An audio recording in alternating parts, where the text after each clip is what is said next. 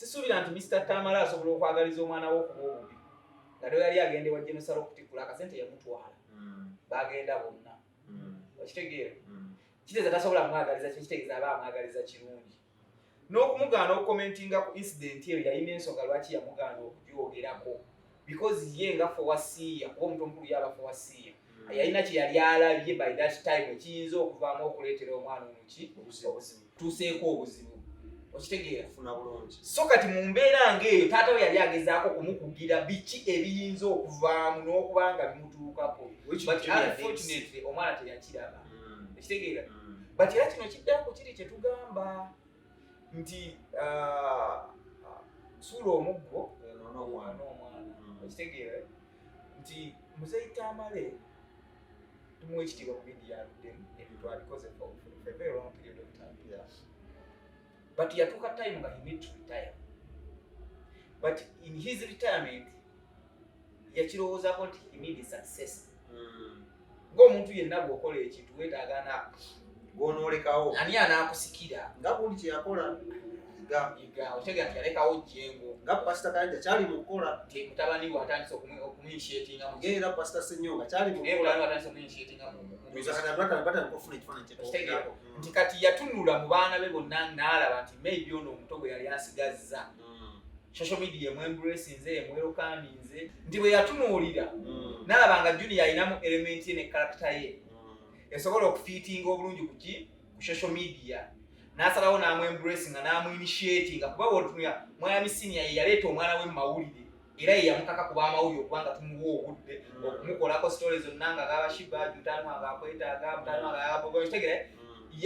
obudde bwonna bwe yafunanga bwa platform he mentioned his son nti yayagala nnyo abantu bayingize mutabani we mu mitima gyabwe ne mubwongo bwabwe nga bantu waliyo mutabani wa Tamale Mirundi Senior waliyo mutabani we Junior amutegeere kitegeeza mission ye yali yagituukiriza nti kye yali anoonya yali akifunye yafuna omwana nga alina amagezi he can analyze issue very well asobola okulizoninga bw'ayagala okwesiriwaza asobola okwesiriwaza bw'ayagala serious asobola okukola ki okola ebiri serious mission n'aba ng'agikoze eki ng'agituukiriza bulungi but kiddayo ku kiri nti n'omuntu eyayiye emmundu yeerabira nti ate emmundu esobola omukuba n'alema okugirekerawo space tisinga baba bagitunuza muze it can read my DNA nega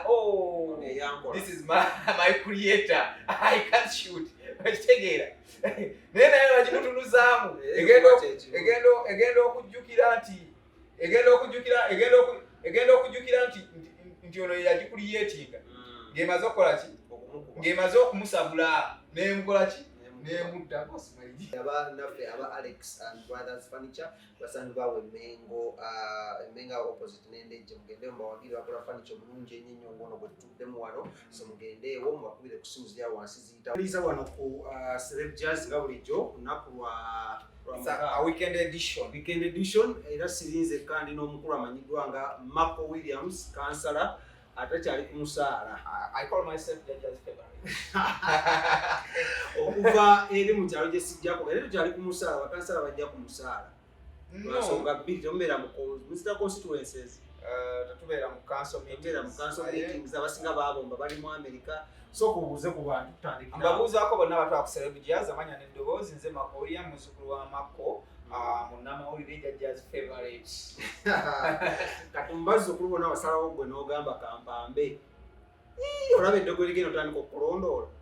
abakiru nga balunga baadde bagamba eddogo lyazimbiza champion good amaaso awo mb'olwabuuziza ku nnyumba ya maama we eddogo ne limuzimbya amaaso era tasobola kuddamu kunyiga kigambo kyonna kikwatagana ku nnyumba ya maama we obaana ali basonyiwa omanyi nze abantu mbagamba nnyo being a Ugandan is a full-time employment full-time job nti ogwo mulimu gw'amaanyi nti Uganda engeri gyetwalamu speed esinga n'omuntu akola nti oba okyali ku kino oba okyali ku Simon Yevumane full figure Mirundi avuddewo bubi ne taata we okyali ku Mirundi avuddewo bubi ne taata we nti ate wuno yeetonze okyali ku yeetonze nti ate champion good amaaso gagize nti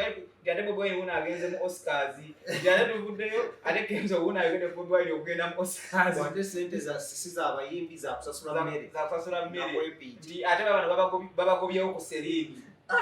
kati n'otuuka n'obeera mu Uganda ng'omutwe gukulumanga onoonya ky'oba ofokasingako ekikubula tokiraba. naye katandike ku mboozi ya champion ngudo nyatusoboye ku mboozi ezibadde zitingana ku mitimbagano emboozi bbiri ya champion ngudo ne full figure okwekyangira mu kuziika kwa taata wa Medinse wa Sereko Muhammad Nsereko wane mukono twawalira ebisoke bya champion ngudo bituufu eddogo liryakutte champion ngudo oba bino ebyabaana enjuki yamulumye ngabawo engeri omulubiri gye guyakitinga mu RGS bitandikira enjuki yamulumye oba ki yafunye eba allergy ebanga food poison nti mulimu aba blood group ez'enjawulo kati nga bulaba nti nze wa blood group A+ sirya magi etegeera nti bwe ndya amagi gansumbuwa sirya nnyo bintu ebyo ebirimu amata ennyingi nnyo ndi vegetarian abali mu blood group etubeera nnyo ba vegetarian nakulya bintu bya vegetarian bali babalastafarian nawo tebalya nnyama okitegeera tuba vegetarian tulya nnyo ebyo ebintu bya vegetable biki ebyo ebintu ebya green tibwogenda bino ebintu ebirimu nnyo amata magi bikulwaza kati champion gudu naye akatinyo ka food poison allergy n'atabuka ati ayina ebintu byalidde bitakwatagana na blood group ye okitegeera nga mubaamu omuntu gwolaba nti bw'atuuka we basiize langi n'asika ku langi eyo abutuka bw'atambula n'atuuka we batabudde kemika ez'enjawulo n'asika ku kemika eyo emulwaza yenna n'ayonooneka ki sikiini abamu ng'ebaleeta ebirogologo nze natuuka nga edda mu kyalo nga empewo weyitira ennyo ng'akwatibwa ebirogologo byonna byonna bino kubanga okukoze eki okutusekutuse naye nga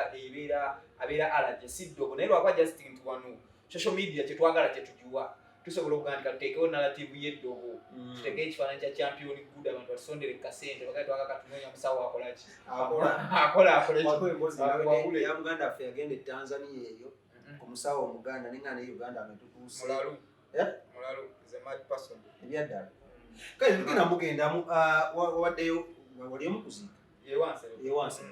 walaba omukulu Rodi Elias yayogera ku mukulu amanyiddwa nga Pastor Bujingo amasasi mu ngeri kale erisiniko mu ngeri eritheoretic mu ngeri diplomatic full figure naye kyanga teyaziika na kuziika. What was your take? Wala bamawulire bo baagala omuntu muzaamu kamera. Abantu abamu baagala nnyo okukolera drama mu mbeera y'ennaku eyewuunyisa. I saw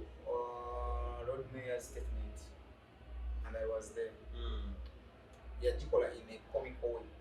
N'amaliza nga kugambye nagambye abasirikale bange mwenyweze kubanja kuyita mwoyo masasi gakole gakwate mumwe. Ebyo tebibulamu kukuziika.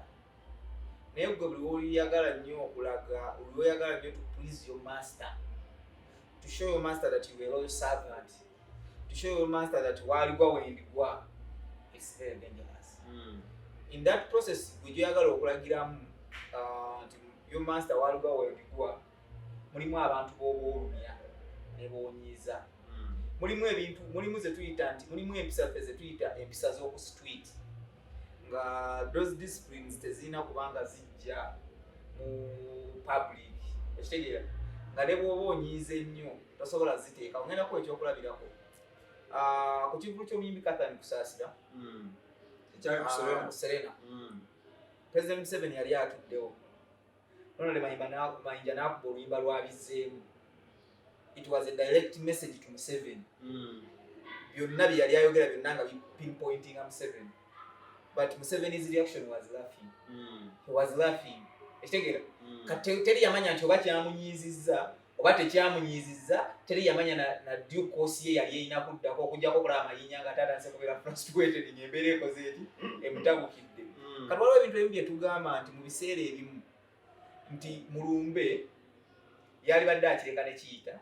najja akikola nga ne bwe yakikoze ku TV nti olwo bamukwata ku fly n'akaaba. Okitegeera naye n'akikola in that comical way nekigenda. So reaction ya full figure teyabadde necessary mu kifo mutwalabde. Yakoze ekintu ekikyamu mu budde obukyamu mu kifo ekikyamu mu situation enkyamu. Okitegeera singa twabadde mu mboozi nga tuli mu mboozi oba tuli mu mboozi awo ku street osobola okubikola ne bwekyanga kyanga abantu bakubire mu ngalo basobola okulikodinga. Naye wali tuli mu kufiirwa. Ate waliwo n'abantu abalina importance okusiiga. Okufiirwa kugatta abantu bangi. Bannabyabufuzi ab'enjawulo ne batakkiriziganya mu kibiina. Ntiisereko y'omu ku bannabyabufuzi ennaku zino abasinga ennyo bwe tulowooza nti abasinga ennyo okwataakinga Bobi Wine. But wabeeridde opposition nga ze n'aziika Joel Ssenyonyi Olabye Betty Namboza ali affiliated ku kibiina kya NUP nga MC w'omukolo gw'okuziika bonna kikulaga kinti okufiirwa kwesigaliza ekitiibwa kwa njawulo okitegeera nti ne bannayuganda ne baba nti olwaliro nti bakooye nnyo President Museveni bw'afa ate tumala ne tumusaza ne tugaa kale yali baddeyo konalaba ku Uganda ki empya tubadde tetwagala akole ki afe okitegeera kikulaga nti okufiirwa kwa njawulo fiirwa eyo buli muntu alina okutesitingako obwo obulumi so kibi nnyo okukolera katemba mu kufiirwa kwa munno kibi nnyo okukolera akavuyo okuleeta comedy okitegeera mu kufiirwa si ye yabaddewo yekka alumirirwa Pastor Bugingo Tamale Mirundi yabaddewo lwaki Tamale Mirundi teyekyanze lwaki teyekyanze ye kikulaga nti buli omu alina okutesitinga kuki kukufiirwa oba oyagala oba toyagala olina okukola ki olina okutesitinga kukufiirwa okitegeera kati so si kirungi kukolerawo katemba kitwale nti oba ye yabadde afiiriddwa maama waffe tujje ntukolerawo katemba okitegeera kyali mulumye ng'omuntu because waliwo abantu ab'ebitiibwa n'ali abantu baminisita ab'enjawulo abaka abanjawulo abantu ab'enjawulo okitegeera nti bazze kati gwe ate gwani just a small kirekawo mukwano gwa full figure ne honorable yamumanyiira nti nakye balenda okukosa naye kati yamumanyiira nti bwatyo bwali era ajja mumuleka yamumanyiira nti waliwo abantu abamu abaagala nnyo okwetika situation z'abannaabwe baziteeke waggulu bazibbe nga be bazikowuninga oba okitegeera nti oli at least ajja n'akola akavuyo tubirabye nnyo ne mu bivulu by'abayimi nti oli ajja n'akola akavuyo ku kivulu kya munne yeetika amawulire yabeere nga yayogerwako nti gundi yakoze kino bangi nti so bannakigwanyizi bangi nnyo ate nga baagala nnyo okukozesa ki situation ez'enjawulo kati yadde ayagala nnyo tulaga nti yasinga okulumirirwa Bugingo. Anyways, your last take to full figure magezi kuba abantu banyuma bavudde ne bakyogerako but me I found it irrelevant. Ndaba just a right to because bavudde ne balaba video ate akakwata era still mugoberezibwa gwatambula naye so me I didn't find it so relevant kubanga byakoze amawulire ku mukolo ogw'okwerekera one of our mentors fenga ab'amawulire Ajja Abdul Musereko byabadde bingi era twagala okutuusa omukisa guno okusaasira honorable kubanga naye muntu waffe nnyo era nga tumugamba honorable woli ne family yonna mukama akole ki awo nategedde muno honorable Namboze naye wa family jjo mbadde sikimanyi mbadde mu byakusaaga byamawulire politics bwe boogera ninategedde nti mwana wa mulujja era waliwo ekijja kyabwe onyinyi bwe twagalamiza omugenzi Abdul Alhaji Abdul Musereko Fulfiga takyawabulwa twamukwasa Katonda takyaswaza buswaza twamulekera Katonda yajja omutuyambako fere tumusobola kale week eno ennyini omukulu amanyiddwa nga Big Eye Starboy Saabayimbi yafuddeyo n'ata one of the mega songs natende awo ngatadde audio natende awo ngatadde ne video mikono juu. What is your take on that song? Ngoma zaffe zibe zedda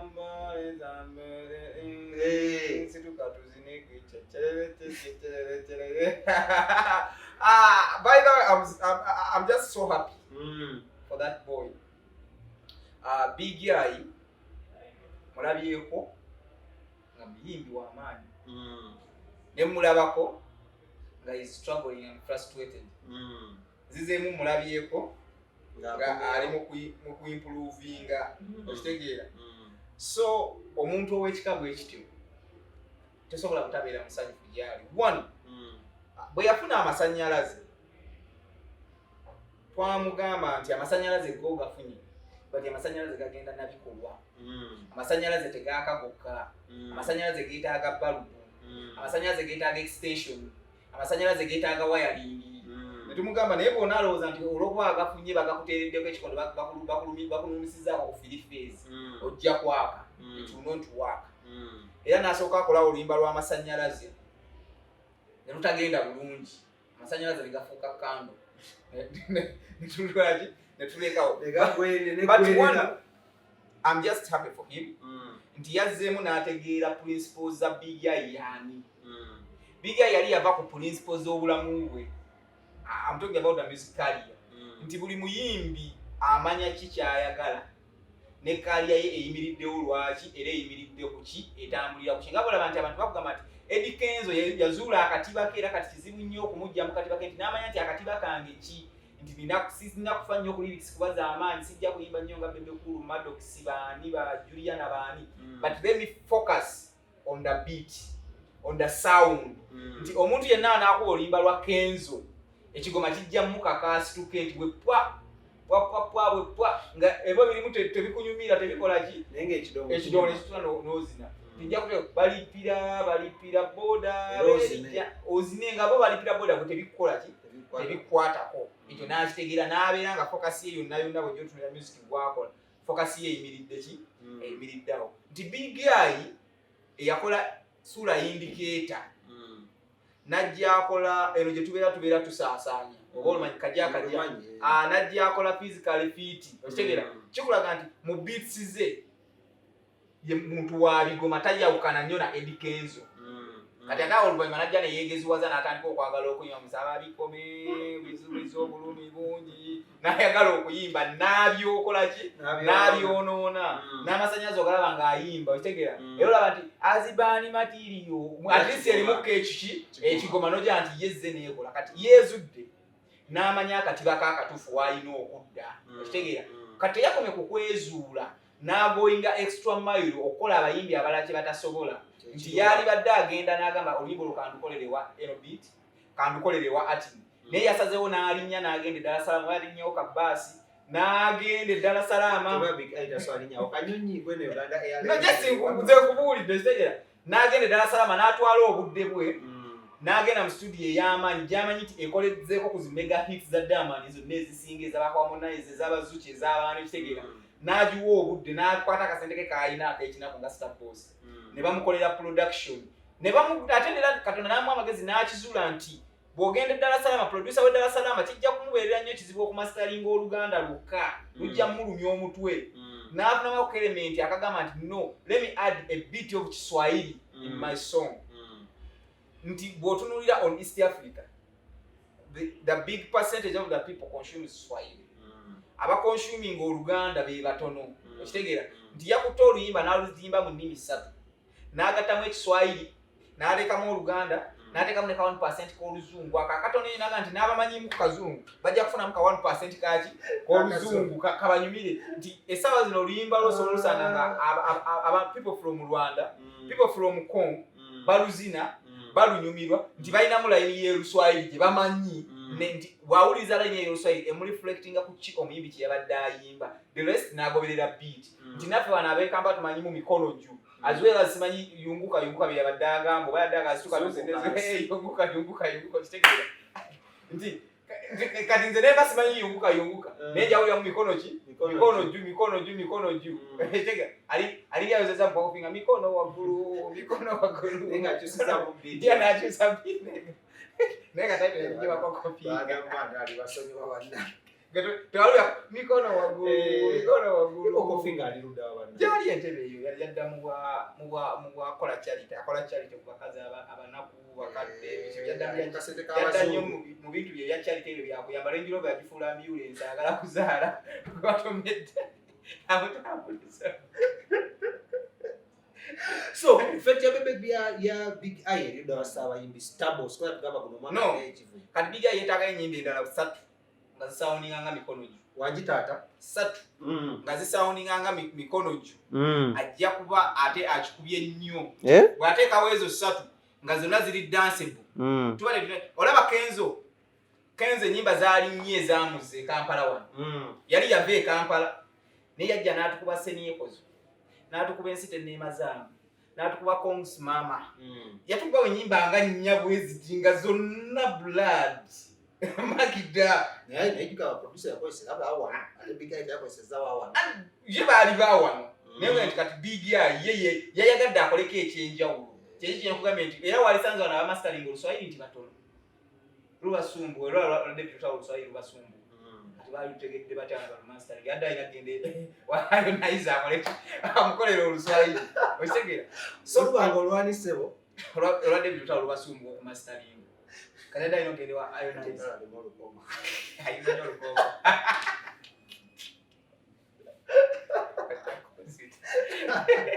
Ayireti bro musajja nyamule. Ayireti bro musajja atani amugaye.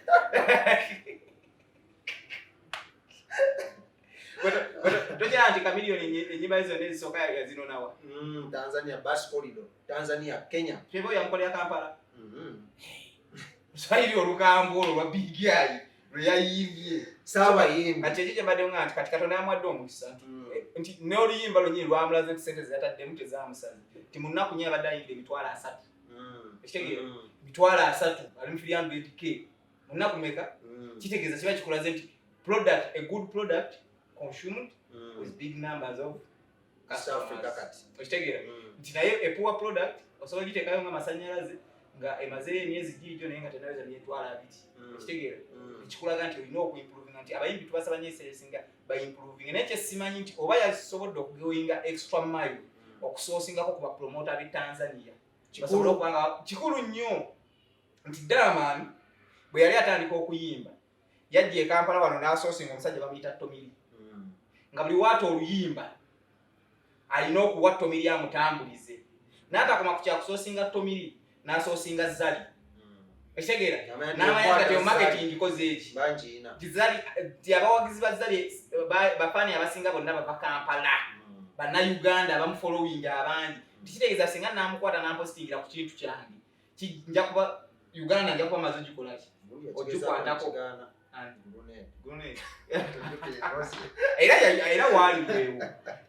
era kisi wa kyamuyamba no yabeera ne Zali Lunedi yatayo ku music yawo n'atabuka ng'ali ne Zali ekitegeera n'akolera ddala kitegeeza kyakolaki kyamukolera ate era ne Sakibu omulaba kimuwanisa sebo Sakibu kati y'omu ku bavubuka kati abasobola okulya ebikazi ebirina mu kusente ebikazi e Kampala abadde ndaba mutabani wa Zali bayekana ne Sakibu ayibalisemwawo ne Haiti ne Bode neŋŋamba kati ate omwana n'ayita te Sakibu taata era Sakibu no bajja mujoga omwana omudumira nakuba ekikonde Sakibu sebo kyakolamu ennyama ate omwana akobya mu maka ekituufu tosobola mukwatako akobya okwate ku mwana w'omukazi akobya mu maka waga ayagala omwana w'omukazi okyasobola okukozesa Sakibu jini katibuga mubarozanike Shakibu mugezi oba muntu yesiba South Africa abeera wa akomawe Kampala igwereno yagamba biri ebyana sibisobola tasobola diringa na muntu mukulu munno omanyi bimusinga ne Haiti katereza nga njagala maama wo era ogenda kuzokuba ogenda kugambira sebe nga toteeka wali cleaning kola buli kimu because ate nze bankola ki nze bankweguya bigali yaze ku muto gwa Donzera ambaga mambo n'oluyimba yamuwadde ssente agenza wa Ionizer mbwe yamuwadde bwe bagamba mbu mwali naye nga taguliko direct naye nga buli eri gwa Donzera naku zina kubamu akasente akayina mbwe yamuwadde nambwe agenda okoleyo ko tugezese yakwe bangamba ku muto gwa Donzera eddogo lisusse eddogo liri awo lizunga nnyo anti abantu b'e Kampala bamanyi omulimu gwabwe ogw'omutwe kusuuta bagagge wali akasente bye babeerera kanagwawo nga libali tufuna bye balitwali ewalala tabamanyi ab'e ogwo gwe mulimu gwabwe ogw'omutwe kusuuta akayinamu weziggwawo nga bakola ki nga bawomba nga bawa omulala. So what is next for Big Eye? Katusaaza tubaime nakomyewo okulayini ku luguudo kwali essaawa eno kizibu okumuweeyinga nti kwali tulina okusooka okumuwa outmu ya myezi nga 6 si bingi nnyo abaana bakuba hiiti wano ogenda kulaba nga twakava mu bifo anti kati genda abaana bakuba hiiti wano naye yakuba kyayiwenjayo aliwo Omutume Planet mulaba awo gyali okwazuza mwali akuba obuvuluvulu eyo mu kyalo eyakuba anywanywanywa aliwo anywanywanya aliwo anywamunywa ayo TikTok aliwo kwali ku TikTok eyakuba ba ex bafa aliwo baza wali bakozi yakola kolabo nona atasaaga kati eyakuba kacyayi koonanywa aliwo kacyayi koonanywa yali ne Harmonize sebo sio no gono mwalo no mulimodi Harmonize bali ku beach oyiteke kaso mpino muwe banga tutunuulire tulabe nga ali bwe twali muwa n'alibuuka netumanya nti kati oyazzaako zeeki alemeddewo kalisobola gamba kati bijja ikwate tunamanya nti olimba anaaluzaako promotion yote olimba ote unabatuuka mu bana Uganda ekitegeera naye ate nga lukoze kwanne nadde mpita ne lulya nga lukola ki nga lukuba ng'abantu baluwuliriza abantu balwogerako gye tubeera okitegeera mikono gyo nalukebera nga yakaluto mu ssaawa 10 nga lulina emitwalo 4 footeke nga lugiyingidde mu ssaawa 10 naye ng'abadde takikolangako ekyo kati tukyetaaga sooka tulabe promotion yaalwo nga lukkiridde wansi abantu banaalwembulesinga batya abali mu bbaala abali ku ground wansi waseka banaalwembulesinga batya abali embalala abaliwa banaalwembulesinga bamala olwembulesinga ne lufuuka national anthem kabuna byalo nga tumanyi kati astabilizing ekitegeera kasazo nja muwa amagezi nga tanaba kulowooza kikyazzaako asooka focusinga ennyo on pushing and promoting ate bwe yagenze kati ekyokuba analyze abakolera miliyoni emu nga wabbawa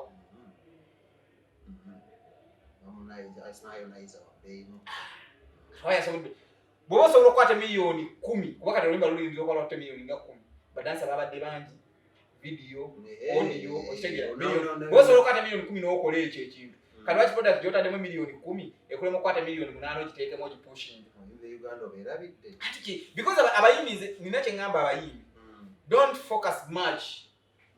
kubino ku video biki because twali tulabyeko kapakati ng'akola oluyimba nga video shooting mu kifo kimu ku kiswa ngate ya simu otegeera n'abeera nga buli omu akoze eki agirabye agifollowinze agyaga basobodde okukola video ey'amanyi emikono junga because video is class buli kimu audio class kati lwaki osobola kuteeka miliyoni 8 oluyimba balutambuze downtown balukube baluteeke buli wamu w'oyagala lubeere nga lutambula lufuuke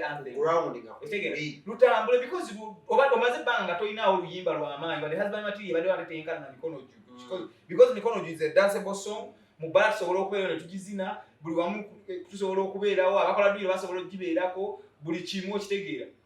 gipushinge otukomanye kati olina ennyimba zo nga nnya zosobola opafominga nti opafominga mikono gino opafominga tusaasaanya n'opafominga ndi physical fit alina wano oluyimba olulala beera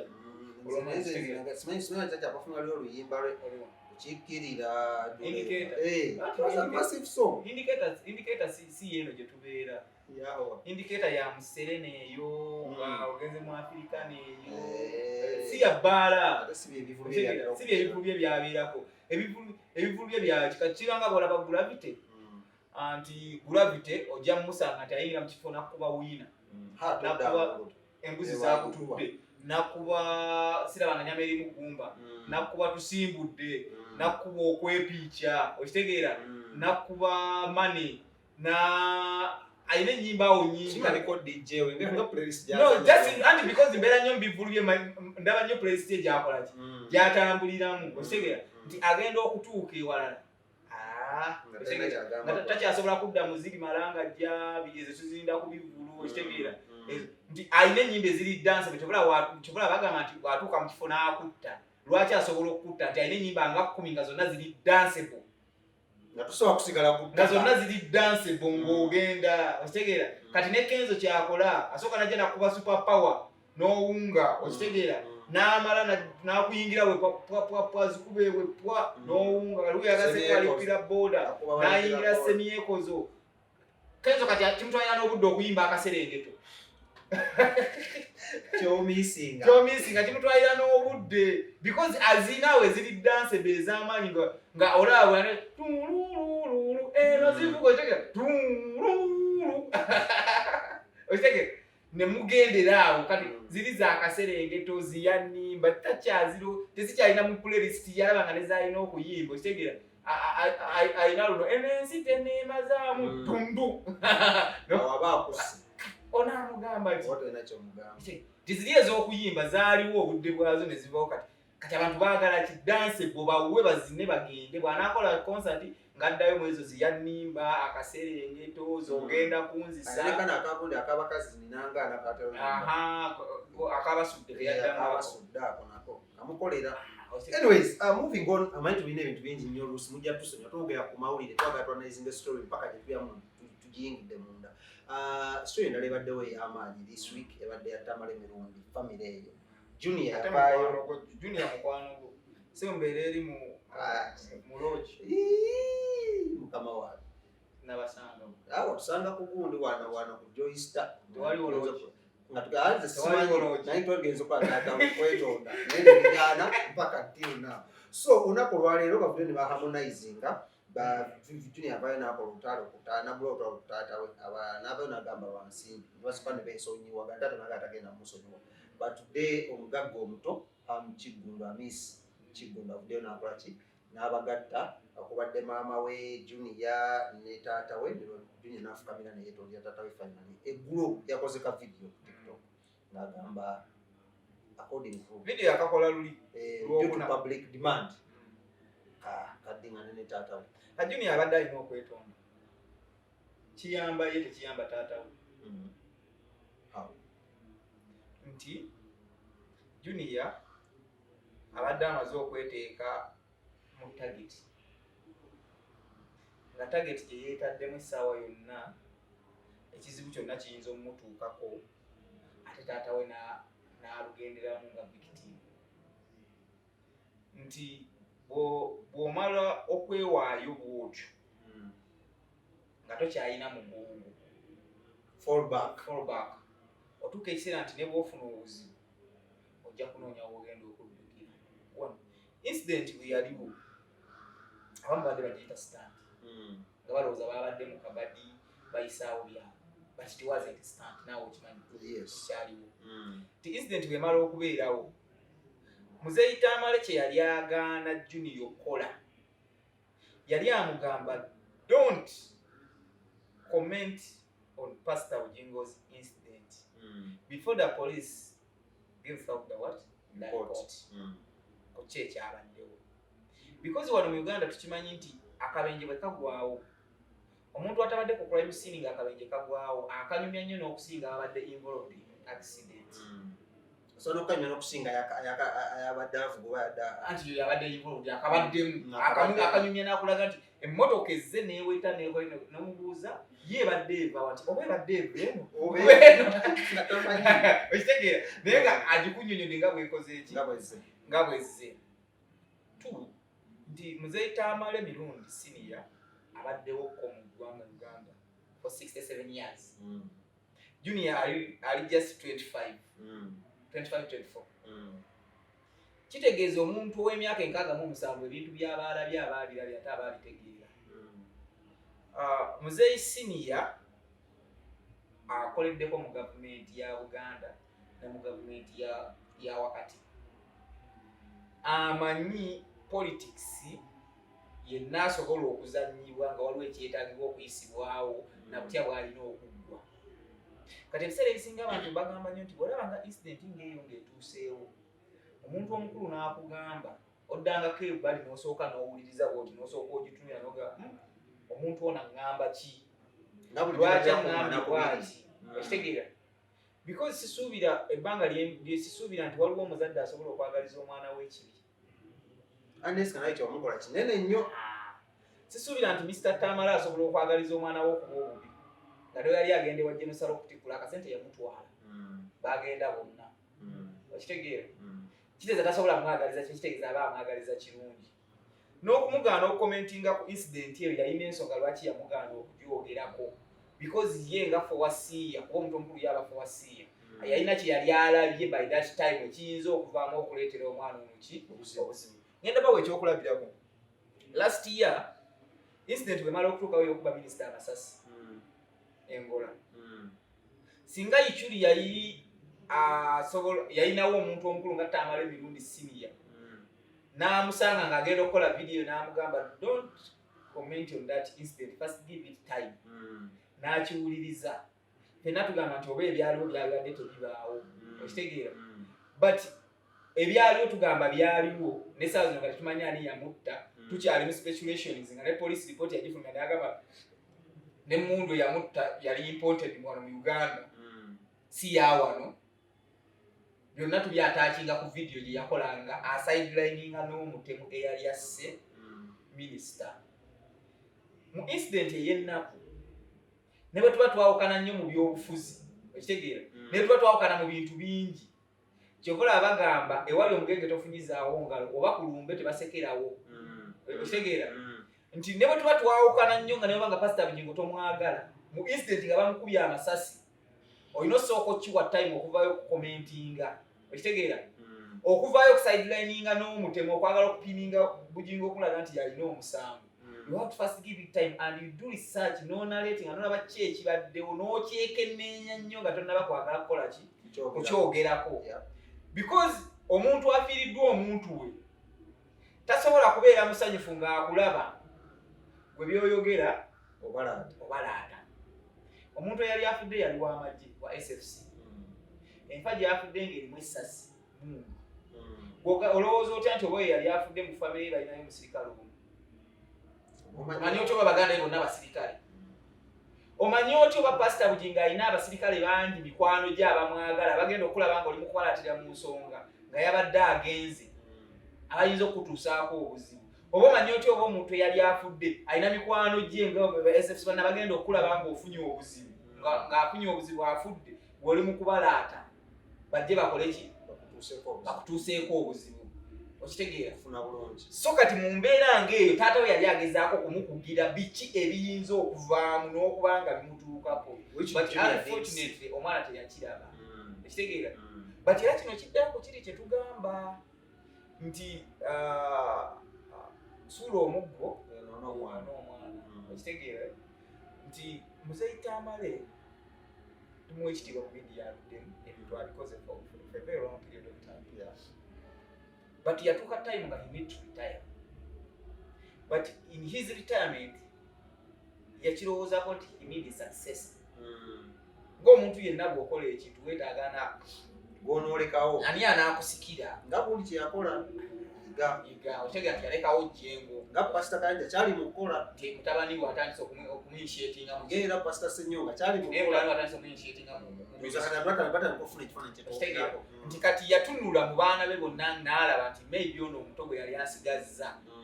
social media emwembracinze emwerokaminze ojuga junior twamusanga nga ku university banga kyatulele ku bulungi bwawale Makerere kyalo kichongo kirekera kwano sayili musajja wa Makerere sigesti tebaga magesi ya usi endi abiranga mu gardens abiranga mu gardens so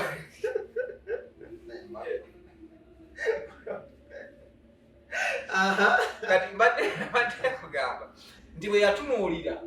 n'alaba junior alinamu element ye ne character ye esobola okufiitinga obulungi ku social media n'asalawo n'amwembracinga n'amuinitiatinga kuba bw'otunuulira Mwami Senior ye yaleeta omwana we mu mawulire era ye yamukaka kuba amawulire okubanga tumuwa obudde okumukolako stories zonna nga gabashiba mutano nga akwetaaga mutano nga yabogotegere obudde bonna bwe yafunanga wa platform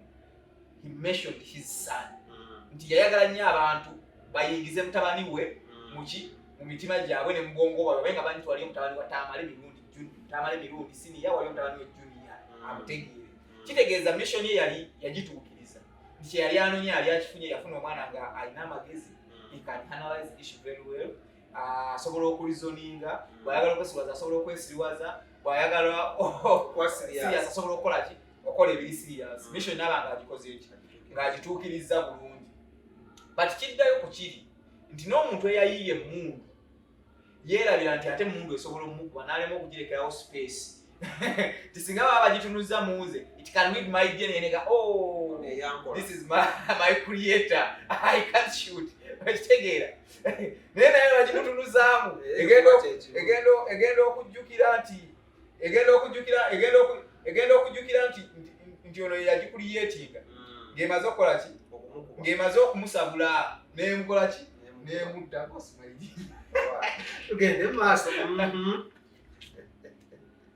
Imagino wewe anachaliwa kama runde nga muzirwana ne shebe banyimira bunyimizi so chogezaako gamba Tamale Mirundi senior needs this coming kino tekirowooza ko kiyinza okubaawo yali akimanya akuliyetinze successor we agenda kuba amulwanira ntalo nti yakirowooza nti omwana ajja kumbeeranga mu mugongo nti taata bangamba nti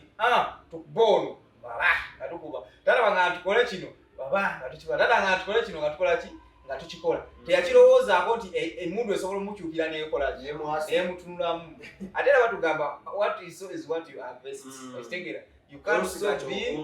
and you harvest matoke you will definitely harvest what beans so kati naye yeesigira ebijanjabye bwe byamaze ne bikola ki ne bimulumya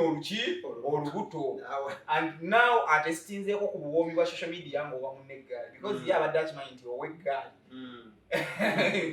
nga tamanyi nti impact kina effect gy'oteeka ku muntu gw'oba owadde eggaali naye what precedence kino gye kiteekawo eri abaana okuba nga tekati batandise okuba nga batunula bazadde baabwe mu kamwa. Kino kituzaayo ku nkuza y'abaana. Bw'okuza omwana wo bw'oba oyagala afaanane. Ekitegeera kati ono yamukuza bw'ati nga balina okwetwala era bw'ati bw'afaananye. Ekitegeera waliwo omutabani w'omu ye yawangudde oba employee of the parliament last year. Yamukuza bw'atyo ng'alina kuba mukozi wa parliament tutegeera by'amateeka era yakikoze eki bw'atyo bw'afaanana. Kati n'ono yamukuza ng'alina kubeera ku social media amuwe era bw'atyo bw'akoze eki bw'amuwadde. Singa yamukuzanga lawyer era yalibadde ki Mirundi alina ekintu kyeyogerako emabega muno ye ne taata we balaba nga bakyankanya wabawo ensonga ya ssente at the end of the day. Gundi okuvaayo n'abagatta tugambe muno kye baali babala si kya ssente. Kati kankubulira ekintu kimu, bwe tubeera mu lutalo olaba bw'oba nga oli mu lutalo olina okunoonya ki ky'onaakuba opponent wo okusobola okumunafiya. Okitegeera byonna obijjo kyobola ono yatugamba ekyo ekyana sinze ekizaala ekyo ekyana bakituusiza mu ddwaliro bwe kyali ku university kyabba bibuuzo kyakolanga bibuuzo tekyakola ki tekyayita. Okitegeera yakiweerera ne ku graduation. Lwaki yagenda ku graduation y'ekyana ekyabba ebibuuzo ekitayita? lwaki ogenda mu kubatiza Lwaki ogenda mu kutikkira ekyana ekitayita ng'okimanyi kyabba bibuuzo ogenda mu DNA ng'omanyi tewalya okitegeera omwana yabuuza munne walya oba tewalya lwaki ogenda okukebera nga tewalya kitegeeza kati byonna yabyogera nga naye ayagala kunakuya kyana ki kati n'ekyana ekikola ki ekimunakuya ekimuvuma walagi emugaga oli mutami you speak under the influence of what alukoko nti keweeyolera kakukola ki kakuluma enteegateega. Ate Mirundi junior asetinze precedence embi eri kitaawe nti alaze nti abaana basobola okuvuma bakitaabwe n'okubaweebuula n'okubayisaamu obuki obwayo onene. Mulimu ensonga ezimu nga teweetaaga going hard ku kitaawe. Mulimu tulina obalekeramu kale kali akatibwa taatawo ne bwaba mulalu naye asigala taatawo ne bwaba mutamiivu he remains your father. Toyina moral authority esobola keera nkya kugamba muntu nti mutamiivu eyatuulaawo n'alowooza ku ky'okuzaala. Eyo noono obudde bwe n'otulo otu teyalibadde yeebaka n'asalawo akuzaala ng'okeera ensonga z'okwetonda zino abasinga bazabyemu akasente ekyogerako ki anti kisinziira waawe weetondedde ani abakakkanyiza. Okitegeera nti ne bwolaba fulufiga bwe baali bakkakkana ne bakkeiriza era baali bamamafina era zaalimu akasente. Mayi omuzungu yatonda akantu ako ke bayita mani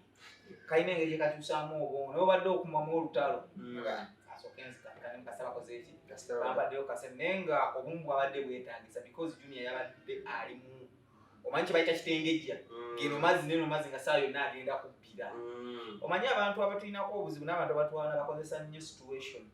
ebeerawo blessing in disguise very well n'akulumya ekijja nkugambye nti kuyikyuli tetunnamanya ani yamukuba. Okitegeera wayinza okuba nga oli yali yateekadde essasi lye mu kyemba ng'alinda bulinzi spark nti revolution zonna ezibadde zibeerawo tebakeera nti bagala tugende twekalakaasi wabeerawo spark nti olaba Libya okuggyako Kanumwa Gaddafi kwatandika katono abo bantu kwekalakaasa baseeyo babiri basatu. Okitegeera spark n'etandika mpola nti wano olaba Besigye okwekalakaasa kwali e Kampala alinaito yamala mukuba kukoona molokayi n'amufuuyira biki. Okitegeera ne spark n'ebawo Bobi Wine eruuka it was a spark okwekalakaasa nekola ki ogera ku the famous 2009 nekubeerawo kabaka saga spark yakola ki ebeerawo nti buli kimu kibeera ne spark. Kati n'omuntu okuttibwa n'okkubwa wabeerawo spark ejja ng'oli yali yalinda danaga let me use this situation mweno nti bwe naamukuba nobody will think about me, they will think about his father. Nga kyobala nti situli we bamukuba teri muntu mulala yenna yalowooza kuti bonna baga babadde wa minisita mikwano gya minisita abaana ba minisita okitegere nga bali baalina mu maziga gaabwe because olukwe lw'okutta tebakeera nkya kulupanga. Okitegeera tokeera nkya nogaa nti kati kagende kubesimiso tekobanga wajja olulukafu a long time ng'ojja obala omuntu omanye entambula ze adda wano akola kino bw'ava wano nti kati tuwuuna ali luddawa nti agenze ku BTM oluba ku BTM nti ali nankola oluba nankola bye nti agenze mutundwe njogedde na program abantu bagala abantu bakebadde njogera kuwe ani abagambye nti njogera abantu bali kutola yagere motoka ya chaliwa ng'avuga meza ne onzise Ozife mujante bamanyi guno nevuga n'okwevuga naye kati balaba Subaru ng'agambye yegundi so okwetonda kuno gwe okulabamu ki nze olowooza kwavudde ku llo kwavudde ku llo nti taata ye nga taata omuzadde yena ayagala omwana yayagadde asevinga mutabani we because yategere mutabani we musiru tamanyi kiddako olinga gamba taata initiated the kwetonda nonti omwana taata eyakinitiatinze nti lwaki nkugamba nti abantu kati Mirundi abamanyi bamukubidde essimu olowooza ki bagenze wakamu basobola okugamba nti Katonda weetadde wabi n'abantu bulijjo abakwagala okukulumya bagenda kukulumiza wano weetadde mannyo g'empisa okole ki okubwe owedde ekitegeera kijeeyo okakkane statement eyo withdrawing nti saa zino ebamukuba bagaba abadde bali consilinze bakakkanye mulala yakoze eki yakikoze okitegeera kati abantu ageze baba bakubuulya kati nga ye taata omuntu omukulu ayingayanga kati kale muyite bwanajja nga nzijanga tuli consiling okitegeera ye aba akitegeera because muntu tosobola muleeta nga tayagala era tasobola kujja okitegeera kati so taata yakinitiatinze okulaba nga kibeerawo mubeerewo yasobola okutaasa mutabani we ko mutabani we ye tannamanya nnyo nsi bwetambula nabiki bibeerawo mu nsi. Okay, awo katuveewo kuno enjagala mbalisa atuve ku shule nga twekonyeko wa Pastor Bujingo n'ebikyagenda mu maaso ku nsonga ze. Fair play ojogerako ki because right now lino mbadeka okulive nga abantu batandise omukyalira mu maka ge naye nga mu kusooka ajjukira ayitakkiriza nnyo bantu kugenda wuwe naye abantu batandise omukyalira essaati zakyusemu zayambala weekend eno ande basiibira mugenzi nga yasalawo basiibe omugenzi Pentagon eyunyizibwa okuzimbibwa. What is your take? Anti story yali nnene story yajjanga lightning thunder bwatukira teri muntu yali akisuubira ate teri muntu yali akirooseko nti buyinza okentya nti bujingwa mukubya amasasi pastor togenda kuba pastor. Yes, pastor bamukubye eki amasasi so story yali ekanga okitegeera ebintu ebyo bize bibeera obaola nti ne Bobby story yakanga ey'amasasi nga bagakubye kawuma nobody knew it can happen but tulimbya obufuzi byaffe biki neero ne bali bisobola okubeera lwi okitegeera so story yenene ate bano abagendayo okumulaba nze tebanyizaako kimu kwenyigira ennyo mu bifaananyi. It's not a must nti bw'okyalira omuntu olina okwekubya ekifaananyi you have to record a video because tolina gw'oproving oba tolina gw'okakasa nti maka okukakasa nyenzeyo nendaba pastor ki oba kinenge kibakolera mu ngeri enjawulo anti bo bano abantu abamu banoonya nnyo relevance naye ayagala mulimu abantu abamu ng'ayagala alaga abeewaabwe nti is too close to Bujingo. He can even visit him in his home n'abeerayo n'atuula mu diro ne batuulawo ne banyumya. Mulimu n'abaagala pastor abeere nga abateeka into consideration nti abamanyi abategedde okitegeera babeere mu good books nti pastor asobola saa yonna asobola okunjogerako. Omanyi si buli muntu asingana President Museveni, si buli muntu yeekubye ekifaananyi ne President Museveni nti aba amwagala. Waliwo abeekubye ekifaananyi kye nga alina bayagala okiraga aferereko nti President wuno muyina kino ekifaananyi si kya President wuno muyina. Waliwo nabangi abeekubye n'ebifaananyi ne Bobi Wine. Twalabako scenario nnyingi ng'avubuka bangi beekuza ebifaananyi ne Bobi Wine ne beebaka ne ku baana b'abantu lwa kifaananyi kya Bobi kati Bobi wuno omwana n'amwagala olwa Bobi tubeera naye ku kido n'amwebaka nako olwaki olwa Bobi Wine. So kati abantu bangi bakola ebintu ebyo lwaki olwa buli kimu bino ebintu ebyo twabagambako ne kuyasegerinya nti tolina nsonga lwaki okuba ekifaananyi ng'ogenza okulaba omulwadde because gweogenze kumulaba ne baganze nagende basegerinya for over 5 times naye walabako ekifaananyi kyange wadde kavidiyo neyo kikebera mu simu nali nkyekubizaako because sirina nsonga lwaki neekubye ekyo sirina gwe kakasa kyenetako kasa mutima gwange nanga agenze naye okitegeera not the public temwetaaga na kumanya nti nagenzeeyo. So kikolera Bujingo kikolera bano abagendayo bekikolera okitegeera because nkugambye baagala okwaffiliating okulaga nti they are in the good terms with pastor they are in solidarity with him kyokulaba olabye abantu bangi bavaayo boogera ku incident bavuma bannaabwe balaga bayiwawo mulwagalaga musumba era twakukolerera bafuna we baagala okumumanyirira in future wewali mbizibu twakolera bwe tuti kati twakukoledde twakubeerawo omanyi bannayuganda balina akamanyiro kati basetinga pesi we banaakolaki banaamumanyirira mu maaso awo era ojja balaba nga bamumanyirira okitegeera nabo bagenda kukeneka batugamba ennyumba etulanga muntu omusajja azimba ennyumba eri ku ekanya gana amaka gonna agabeeramu naani somero zino size sente zabaezabundi ekyo kijje ku nze oba kiwakanye nze nkubuulira mazima nti buli agenda awayina ebigendererwa bye ebyenjawulo. Omwana yagambye ku social media n'adda ku TikTok n'agamba nabo baagala kufunira kasayira. Ate amasasi. Amasasi. Nawe nali naga bonnatuuseeko ko nengikwata nga ntiddo giyangana waba oli mwasi. Kati omuntu akola statement bwetu ddala aba yagenze ebyabulu. Bw'agenze mu kulikosaidinga ate otya okulya enkoko nga mwenna baba gabuddeeko bw'otya giwuuta. Abaana bano. Okitegedde? So kati bangi bagenze n'essibuki si mu bulungi naye nga tuwagala bagende bamulambule. Waliwo n'abatagenzeeyo abagenze nga tebagenzeeyo na kamera. Okitegedde? Ne bagenda ne bamulambulako ne bamubuuzaako bagende bamulambule. Naye bano abakamera nja kugenda obudde tebunnaba okutuuka ate bagambye ogenda no anti olwo olaba omuntu afa waliwo abajja mu lumbe waliwo abajja okuziika waliwo n'abajja okubagiza ng'omufu bamaze omuziika mwayiseewo ebbanga waliwo n'abasindika amagulu batajja kati gomanyi kati buli kimuyindi otera kubeera mbagenda mu lumbe okubagiza mufu abaze okukola omuziika omujjayo guweddeyo nenga kitalo makulu ali mu kutya naye ate Susan Makula mwagadde. She's a very intelligent woman. Nti mweno incident yonna akyagiye distances tayagala mukwatira mu nsobi. Akyagiwadde obudde akyagitunuulira akyagisitaadi nga mugezi nnyo ebintu bino abimanyi. Kyokala Musumba munenya nti pyala o department ye yali nfu nnyo from day one. They mishandled this situation. Eno situation bagikwata simanyi station manager ngayogera station manager okozi n'ayogera atono simanyi yakoleko n'ayogera atono simanya owalive n'ayogera kati bonna ne babeerawo nga bagattagatta onajja n'akuwa olugero ng'ali n'alunyanga yaliyo ate bwe yatuusa emmotoka n'esiba otege onajja n'akugamba ne boonoona ekintu naye nga kino ekintu kyali mishandled from day one. Kati kino kiddayo ere ku muntu yenna nga w'amaanyi weetaaga okubaawo ne ttiimu yo ng'etegeera how to handle the situation. Tisinga incident ng'eno ebadde etuuseewo tugikutte tutya okugiharmonizinga okuginyweza okitegeera tugikoze tutya ebadde etya okitegeera kiki kye tulina okukola nti mweno embeera nobody was supposed to talk about this incident regarding in defending Musumba okitegeera baali tugambye statement yali baddeeki police is still investigating.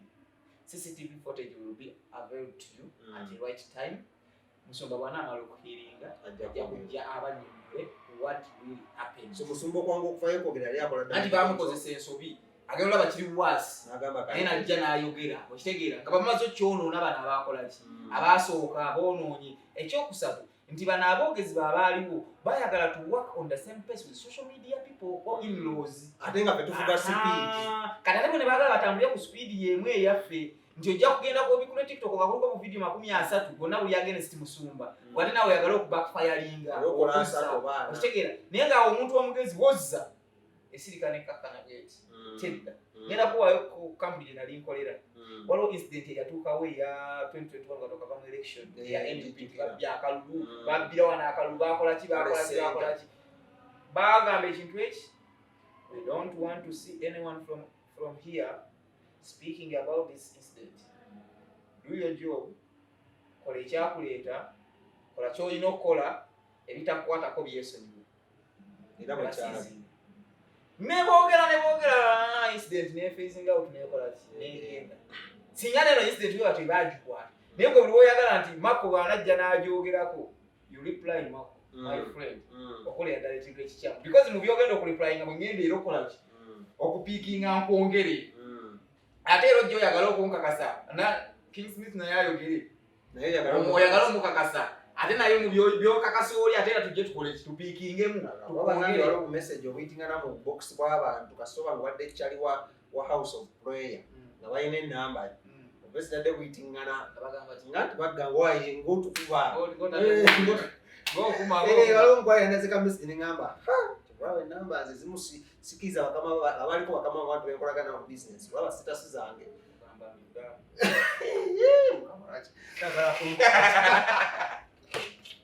Why? Kutokana bali era mchana Susan Makula so kati musumba musaba bwakomawo afuneyo team ya pya ennungi ejo mukwatira ebintu bino zino incident bills mutuse bana atale bikitegera incident ya Teddy yamutuuka era nekigenda sparking in that format nenga nakyo yali asobola okikontaininga bulungi ekikola ki nekifiira awo naye nekisparking nekigenda nekimuleta bapa n'alwanaga nakyo kola ki okukiza kaneno incident ebaddewo era emulebye okucontaininga okitegeera omusumba mu amaje omukuma n'abeSFC kiri viable mu kaseera mu yeah because bulamu bwetaagisa muntu na Uganda ate omulimu gwa police n'ebitongole by'okwerinda is to keep people to keep law and order or to keep people and their property safe. Kale Bobi Wine yawangudde yawangudde Oscar saga kikonfirming because Oscars ndi muzanyi wa film Oscars kizemanyi ntufu zinakola ki naye bagamba njagadde tuyalinge because it will not be good for me to engage in a debate concerning my president. Very much owulira abantu Bobi Wine in Oscar documentary gyemwakola film no documentary it's a film it's a documentary according to my knowledge kati gwe ava mu kitebe tubuulira film eno abantu bali jasomesemu ko kubantu ku film ne documentary byawukana kiseera kiwe ekituufu ekyawangudde award yeno no yanti mbuuza ongambye it's not a film nze manyi documentary gye nalaba mu New York Times kati mwakolayo ne film mutubuulire tutegeere taata mwabava mu kitebe era mwawangudde Oscar film ne documentary byawukana film is a storytelling not so ate documentary is a lamented story. Kati gwe gyewalaba yali lamented story or it was a storytelling? No, it was a lamented story.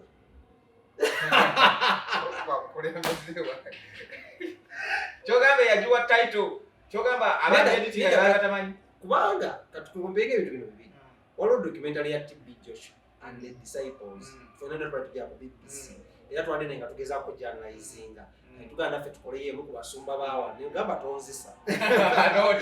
wala ate gyatubeyingira nekivaamu so kyenalaba kifaanananga ekyo some people came out to give testimonials then with different graphical videos ezaaliwo mu kulonda and biki nga zenkokinga ku humanity ne rights z'abantu so to me mu kusookera ddala as New York State did it was a documentary about human rights. Naye ate wano Oscars kyenalabye ku social media bukono right now ali mu America bagamba film kati njawulo kyekituufu ekirungi okyogedde n'ogamba nti eya pastor TB Joshua nti olabye abantu ab'enjawulo nga boogera stories ez'enjawulo boogera ku ki ekyaliwo okitegeera kati mu ya principle ekyawukana mwennyini yatunyumiza olugendo lw'ebyobufuzi okitegeera olugendo lw'ebyobufuzi versus human right violation okitegeera nti era otunuulira nti temwalimu bantu bangi nnyo bajja bagamba nti ate wano Bobi n'akola kino ate wano Bobi okitegeera it was Bobi Wine ng'akubuulira nti wano nfuluma ngenda mu campaign nga movie weebeera nti bwe twatwala movie olamu omusajja akomyewo ke waka nayogerako n'abaana biki n'agenda ku mirimu bw'agenda ku mirimu eyo baganga sita ne bamusanga ne batandika okukubagana so ebyobufuzi byonna byaliwo mwali muzannya firimu mbuuza nabuuzanga kale nangamba animbega ati kati tusaagala ogambe nti ebyobufuzi byonna mwali muzannya firimu okitegeera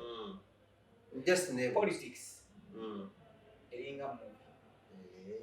Uganda naddala wano mu Uganda lwaki eringa mubi erimu okufa erimu okuyiwa omusaayi erimu okusibwa okitegeera erimu okukubwa okitegeera era mufundikira balangiridde awangudde nga mufundikira nga mufunye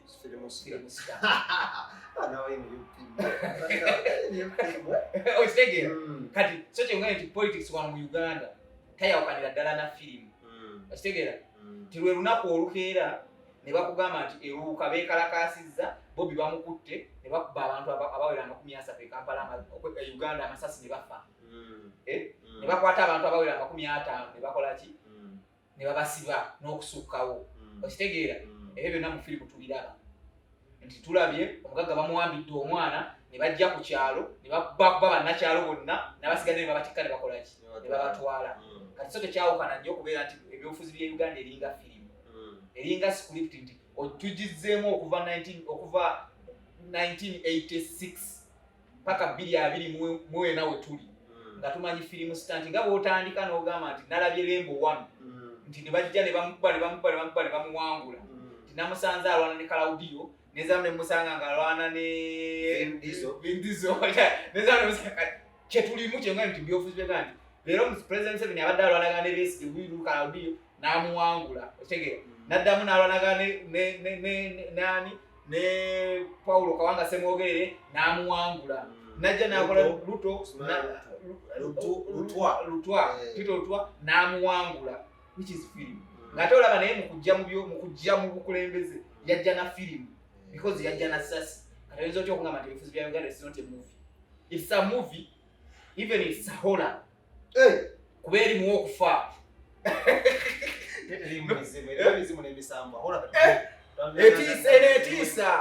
etiisa emizimu gyayo ye drone ya Uganda etiisa drone nkambwe nnyo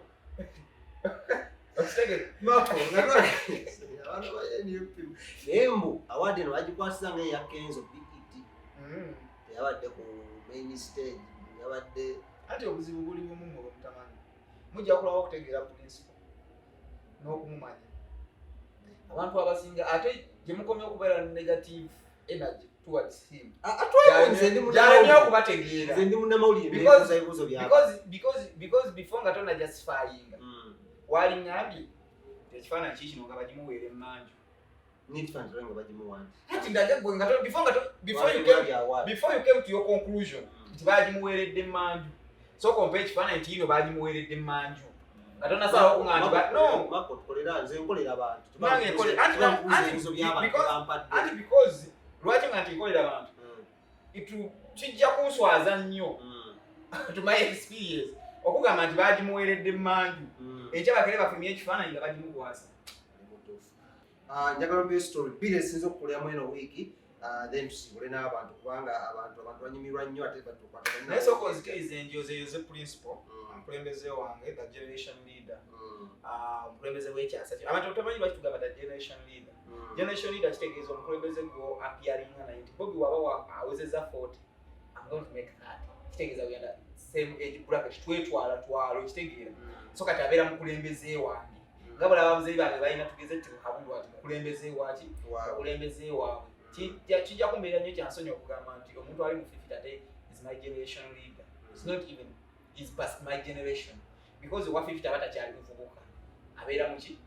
musajja kitegeera kati nze tunuulidde ono ali mu 40 bwendaba nti ati sikali wadde afuluma oluvubuka naye buvubuka so I can call him my generation leader. Nanze ku generation yange n'emyaka gyange ati abantu bajja kubeera wagambye ate wagambye oli ali mutu akuza birthday ey'ataano kanzerekerayo gundi nino bannyonnyolera ddala bakola eki abakitegeere njamuyozaayoza ne ttiimu yonna eyakola omulimu ogw'amaanyi okulaba ng'ekuŋŋaanya ebifaananyi ebyo byonna ebya firimu eyo gyetwalaga abasinga bagera ku YouTube nga ennyonnyola olugendo lw'ebyobufuzi ye ng'omuntu nabiki n'okulinyirirwa kw'eddembe ly'obuntu nti mu Uganda wana abazungu kye batusinga nti omuzungu okuva ku lunaku lumu lwazaaliddwa ekitegeera bamudocumentinga ekitegeera nti abeera n'ekifaananyi kubanga maama we akyali lubuto lwa myezi 4 n'agenda mu wodi ne bamukwata ebifaananyi paka agenda okutuuka awo nga Bobi waalina nga sitoole ye yokka tusobola okugitunda n'agikolamu ssente nnyingi bw'aba amaze okufuuka famous nga buli omu yeetaaga okumanya yakola atya but unfortunately wano we tuli mu Uganda ngaffe eyo tetunnaba kukirowoozaako nti n'abantu abamu mukwata video tayagala kukola ki kumulikodinga naye nga tamanyi nti omuntu omu asobola okubeera content nti teeberezwa singa obeera wa documenting obulamu bwa Bobi okuva ku 0 ya paka watuuse wanolooza oba otemye series mmeka ng'olinako Bobi oli wa high school yali yeeyisa atya bwe yakomangawo yakolanga kyokola nti otuuka n'ogenda n'okebera Maradona n'okebera Maradona ng'akyasamba ng'akyali wa myaka 5 paka ku Maradona waafiiridde okitegeera n'ojolaba Messi kuvanga bakuleetera footage ng'akyali eri wansi akyayiba paka wano waali mu America gy'asambira okitegeera nti so bannayuganda tulina okwembracinga ekintu kino ekyokubeera nga we document ourselves from day one. Two, kijjawo obulimba obungi obuli mu bantu nti abantu bangi batuwadde story zaabwe ez'ennaku naye nga tebaabonaabonako. Abantu bangi ne batulimba nti baali ba Talikiddila ate nga baalyanga mugogo n'amazzi gatali mu sukaali okubeerawo okitegeera. So kati documenting ejjawo obulimba n'okulanga tumanyi nti abantu bangi bano batugambye nti baasoma nga tubabuuza ba old boy ne ba old girl baabwe baasoma nabo ne tubabuuza ba alumni baabwe baasoma nabo nga tebabayina okitegeera. Naye nga singa documents baagayimbi nasoma okitegeera obulamu bwange nasoma okitegeera. So kati twetaaga tu embracing ekintu ekyo ekyokukola ekyokubeera nga tu documenting ati onoonya n'ebifaananyi bya President Museveni nga aweereza mu ministry nga minister wa security ate natuuka president nga tobiyina mu ministry y'Obote kuba waliyo n'abatamanyi nti yabeerako minister wa security mu ministry y'Obote mu gavumenti y'Obote okitegeera naye nga tebiriiwo kyova olaba Nambooze yasibawo miliyoni zise n'agamba yali ekifaananyi kye ng'agula graduating ekya president ng'agula nekibabula nekikola ki nekibabulya ddala esomera Tanzania ndowooza ebyo tebayazimbayo n'essomero naye nga mbaagala nnyo abeere bulungi tubagala nnyo mbeere bulungi mwerabira bannaffe aba Alex and Brothers Furniture basange bawe Emmenga opposite n'Endejje mugende mbawagire bakola furniture bulungi ennyo ngono bwe tutuddemu wano so mugendeewo mubakubire ku simu ziri wansi ziyitawo sibe bukabokabokka bane temwerabira ne bannaffe ba King Montage Studios nabo basange bawe enamba ku bitaala ku Prime Tower B05 level esooka ku kizimbe kiriko Equity Bank bakwata emikolo nga bwe ndabola basikole eyitawo wansi ku buli mukolo gonna kwata ebifaananyi ne videos ennungi namwe abayimbi mujje ne videos amujja kwakaki bazibakolera bulungi nnyo atakumira mbeera batumaliza waliwo omwana yaŋŋambye Mako okimanyi history anfukidde history ya senior 6 sibitegeera pepa ya Nashent yaŋŋambye ya Europe omenze nakola sciences Europeans nemugamba just stupid nimugamba zino firimu ezajja ndio njo firimu ya Napoleon bona dunia yajukunyonyo n'ojutumira ogenda kubonga tolina kyoyagala kwebuuza bakwandi oluzo abamera era okusinga tawanya basaba biwandi kale nga basobira sibe bulungi mweraba